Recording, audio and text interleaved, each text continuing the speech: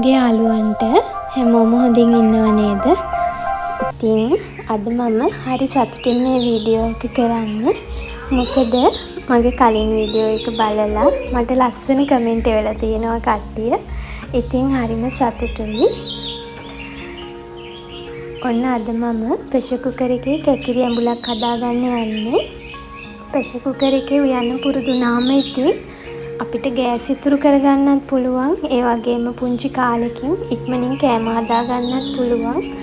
ඔක චුට්ටක් හදලා පුරුදු වුණාම ප්‍රෙෂර් කුකර් එකට තියෙන බය නැති වෙනවා. කලින් මමත් ගොඩාක් බයයි. ඉතින් දැන් නම් ප්‍රෙෂර් කුකර් එක නැතුවම බැරි තරම්. කැකිරි ඇඹුලක් හදද්දී ප්‍රෙෂර් කුකර් එකේ පොඩි පොල් බෑවක් ගත්තේ මම මෙතන. වතුර අඩුවෙන්ම දාලා පොල් කිරි ටික මිරික ගන්න ඕනේ.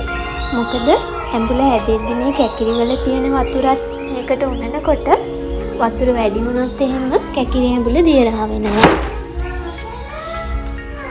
ඉතින් මම ඊට පස්සේ ප්‍රෙෂර් කුකර් එකේ පියන වහන්න නැතුව ලිපෙන් තියලා පුංචි ටෙම්පරාදුවක් දාගන්නවා රස තවත් වැඩි වෙන්න.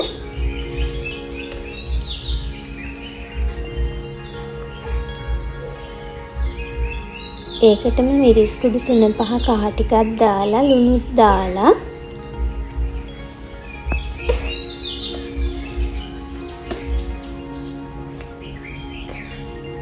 මම මිරික ගත්ත කිරි ටිකත් ඒකට එකතු කරලා කැකිරි පැටි ටික මේකට දාගෙන හොඳින් මේ කිරිත් එක්ක විනාඩි 2ක් විතර මේ විදිහටම කලවම් කර උයනවා.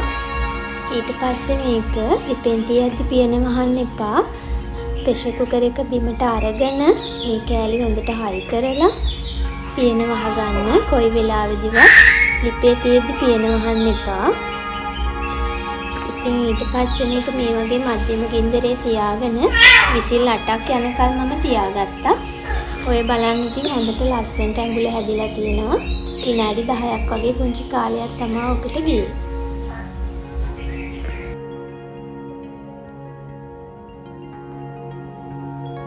ඉතින් අද මිරිස් ටිකක් කඩන්න තියෙනවා අපේ වත්තේ. ඔය මිරිස් ගස් දැන් අවුරුද්දක් විතරම පරණයි. ඒ වුණාට තාම ඒවැය අත්සන්න හැදෙනවා. ඉතින් මේ ඉන්නේ මගේ ලොකු බබා. එයාත් ඉතින් මේවට සම්බන්ධ වෙනවා.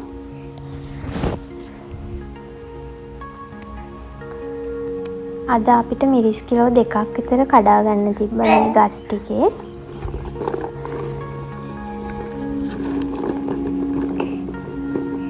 මේවා ටික ඉතින් එළවලු ලෑල්ලට ගිහිල්ලා දානවා. මේ තියෙන්නේ අපේ මෑකරල් ටික. ඉතින් මෑකරල් වලට අපි තෙල් ගහන්නේ නැති නිසා ඔන්න මේ පලිබෝධහානි වැඩි ඔය තියෙන්නේ. ලස්සනට ඉතින් කරල් නැහැ. ඒ වුණාට මේවා හරිම රසයි. ඉතින් කරල් ලස්සනට නැහැ කියලා අපි තෙල් ගහන්න යන්නෙත් නැහැ. ඕවා ඉතින් ගෙදර කන්න හදන ඒවානේ. ඉතින් දැන් මේ කරල් ටිකෙත් අපි සෑහෙන්න කරල් කැඩුවා. දැන් නම් අස්වැන්න අඩු වීගෙන එන්නේ. ඒ නිසා අපි අපේ වත්තේ අනිත් පැත්තට වෙන්න අලුතෙන් පුංචි පැල හිටවලා තියෙන්නේ. වගා කරන එක පුරුද්දක් විදිහට ඉස්සර ඉඳලම අපි කරගෙන එනවා. ඒ කියන්නේ ගෙදර පරිභෝජනයට අවශ්‍ය එළවලු ටික.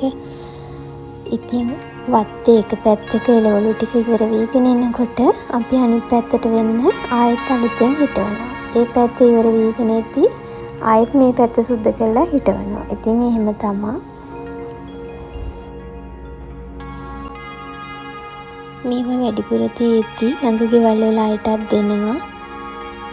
ගොඩාක්ම තියෙනවා නම් ඉතින් එළවලු ලෑල්ලටත් ගිහිල්ලා දානවා.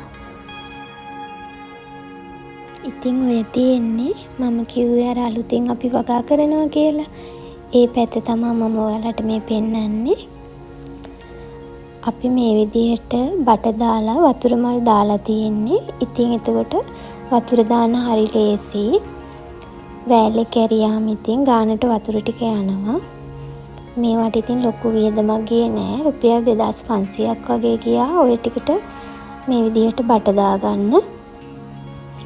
ඉතින් මේවා නාගරික වෙන්න කෙනෙක්ට නම් ඉඩ අඩු කෙනෙක්ට නම් කරන්න අමාරුයි. හැබැයි මේ වගේ ඉඩ තියාගෙන වතුවල නිකම්ම වතු පාළුවට ඇරලා ඉන්න ගෙවලුත් තියෙනවනේ නේද? ඉතින් මං කියන්නේ මොනවා හරි චුට්ටක් පුළුවන් විදිහට වගා කරගන්න.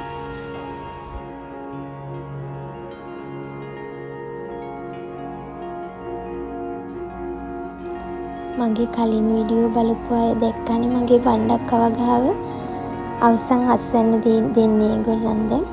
ඉතින් ඒ එතනින් වේලගත්ත බණ්ඩක්ක කරලක් මේ තියෙන්නේ.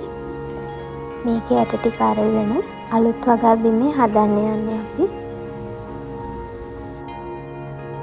ඉතින් හස්බන්ඩ්ටයි මටයි නිවාඩු දවසට මේ වගා බිමේ වල් වැවුනහම ඔක පොඩ්ඩක් පැයක් විතර අරගෙන උදුළු ගාලා දානවා. අපේ අම්මා නම් හැමදාම වගේ නාන්න කලින් පොඩ්ඩක් ඕක උදුළු ගානවා. ඉතින් හොඳ එක්සර්සයිස් එකක් නේද?